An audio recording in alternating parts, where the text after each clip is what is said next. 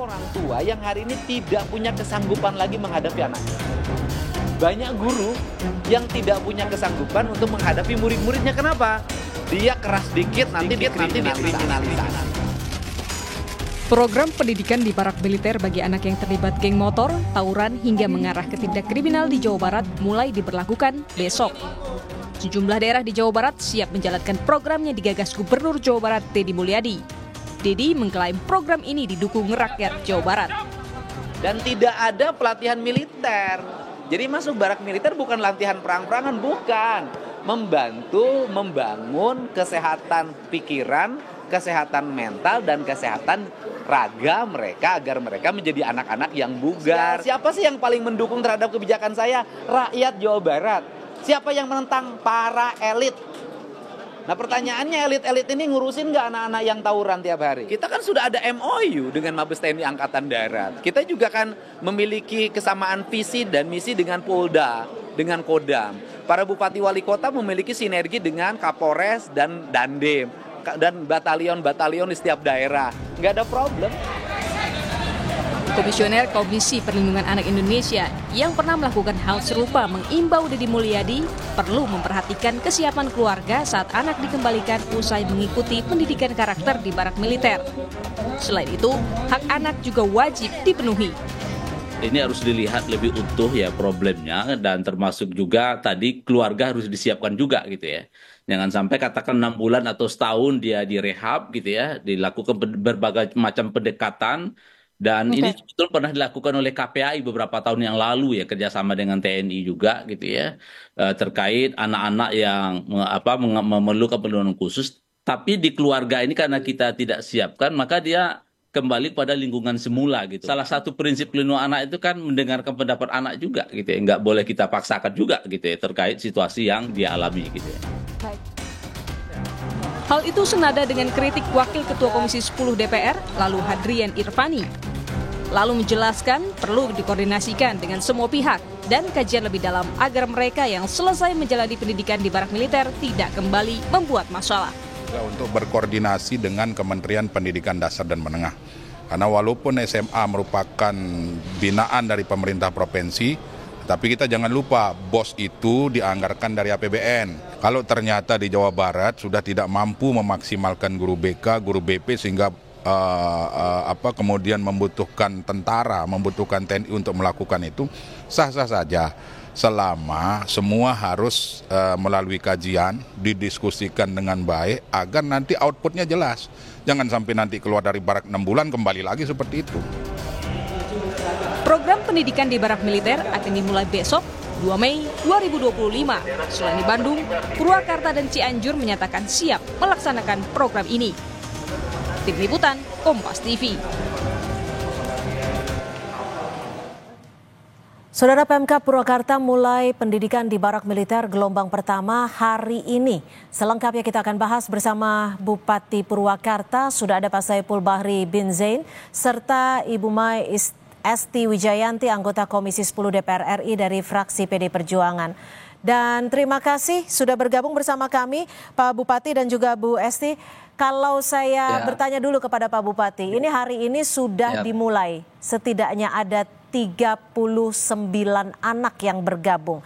Anda sudah tadi menyebutkan kriterianya. Lalu bagaimana respon dari anak-anak ini di hari pertama? Ya, hari pertama responnya mereka mengikuti apa yang sudah ditentukan. Tes kesehatan, terus sama-sama diantar oleh orang tuanya ke barak militer Resimen Armed 1 Setirayuda. Dan mereka sekarang ini udah mulai menjalani aktivitas pembinaan, salat, baris, olahraga, setelah tadi tes kesehatan.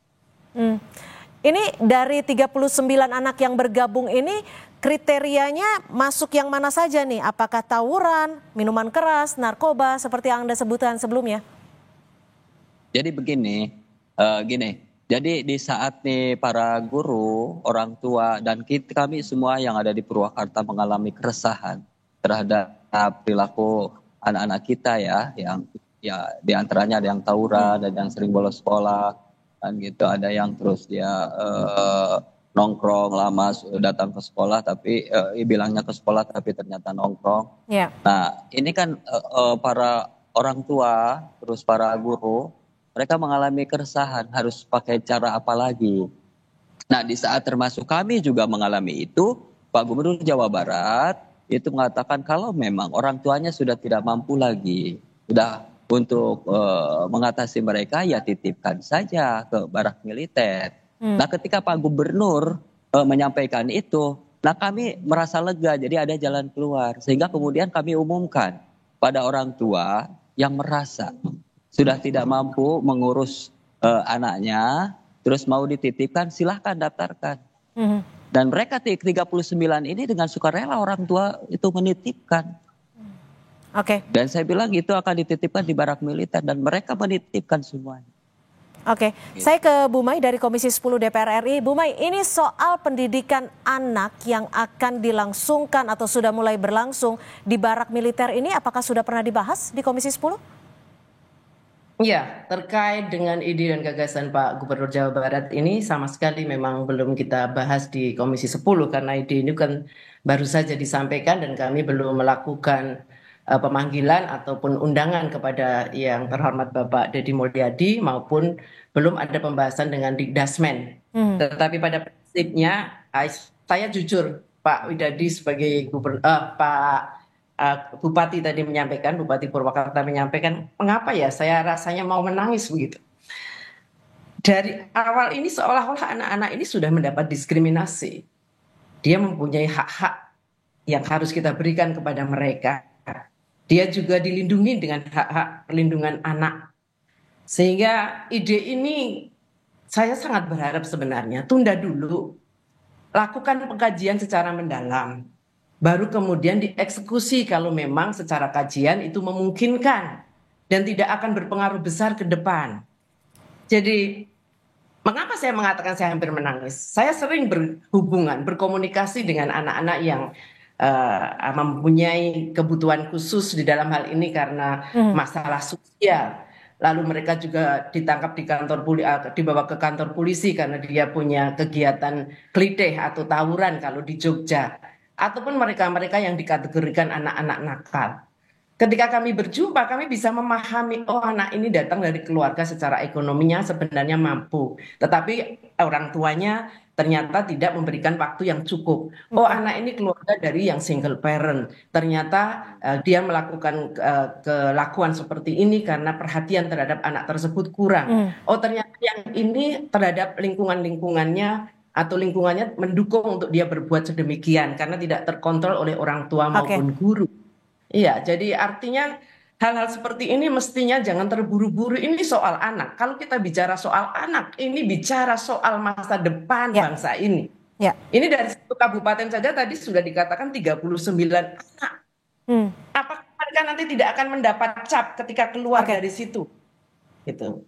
Jadi saya merasa bahwa saya nggak tega ketika kemudian harus mengatakan ini harus begini-begini dengan pendidikan secara militer, kami tangkap barak militer begitu. Pak Saiful, bagaimana Anda merespon dari kekhawatiran Ibu Mai dan juga kekhawatiran bahwa program ini sejatinya dikaji dulu, ditunda dulu? Ini kan bukan pendidikan militer. Tapi kita titipkan di barak militer. Nah kenapa kita titipkan di barak militer? Karena masyarakat percaya, orang tuanya dipercaya.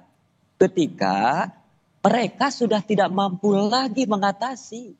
Coba ibu bayangkan, bayangkan kalau jadi saya di Bupati Purwakarta, tiap hari anak-anak ditawuran, saling bacok. Bahkan ada yang kakeknya sendiri, yang dia urus nih anaknya karena orang tuanya tidak ada, dari bayi merah dia pergi malam pulang pagi, ketika ditegur langsung dibabat habis itu kakeknya. Ibu akan melakukan apa ketika ini terjadi? Ketika para orang tua ini dia sudah merasa tidak mampu lagi ketika dia menegur kemudian anaknya melawan.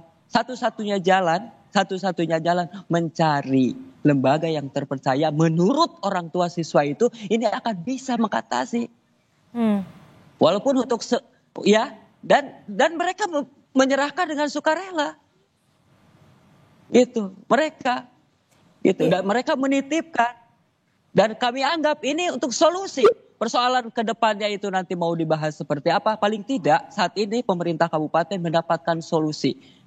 Merasa lega bahwa besok tidak akan ada lagi tawuran. Besok tidak ada lagi saling bacok. Minimal mereka tingkat kedisiplinnya itu meningkat. Kan Bu bukan Esti, di tempatnya aja yang berbeda. Dia tetap sekolah, gurunya datang. Kan gitu. Gurunya datang nanti itu ke sini. Ke Barak Resimen. Bagaimana Bu Esti? Kami tangkap Dan Pak kita Bupati. tidak sebutkan sebagai anak nakal di situ, tapi itu perlu perhatian khusus. Dan mereka senang, orang tuanya senang loh. Kami tangkap Pak Bupati. Bu Esti, bagaimana? Ini adalah dinilai sebagai salah satu solusi yang bisa dikatakan paling cepat, apalagi juga sudah disetujui oleh orang tua anak-anak ini. Ya, sekarang ini silakan Bu Esti. Kalau ibu tadi sedih nangis, orang tua siswa ini sudah duluan nangis, Bu, dari pagi. Dari Bupati, kemarin sudah duluan. Izin. Iya, Ibu. Ya, ini monggo.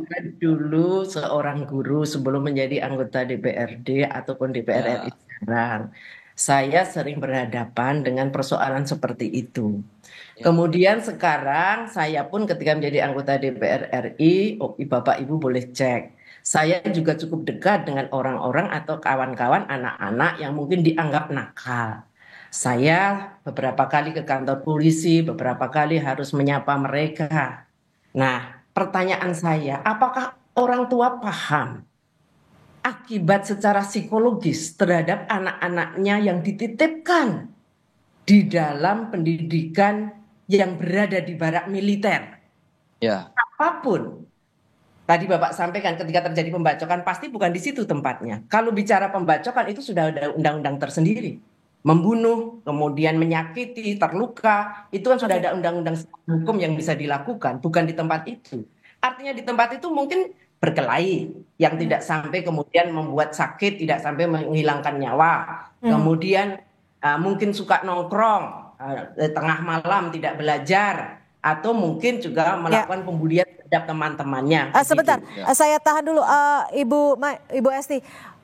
Dari Kabupaten sendiri singkat saja, apakah juga sudah berkolaborasi dengan psikolog anak dan apakah orang tua ini sudah paham betul nanti program-programnya akan seperti apa dan goals atau evaluasinya akan seperti apa, goalsnya, tujuannya, hasil yang diharapkan. Kita datengin psikolog, kita datengin, mereka satu-satu di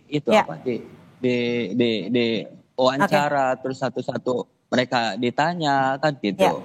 Nah. Dan kenapa kami bahwa saat ini melaksanakan itu karena ini adalah menjadi solusi untuk saat ini. Nah, persoalan nanti kemudian setelah 2 minggu misalnya orang tua ini misalnya hasilnya seperti apa, itu nanti Bu kita kaji lagi.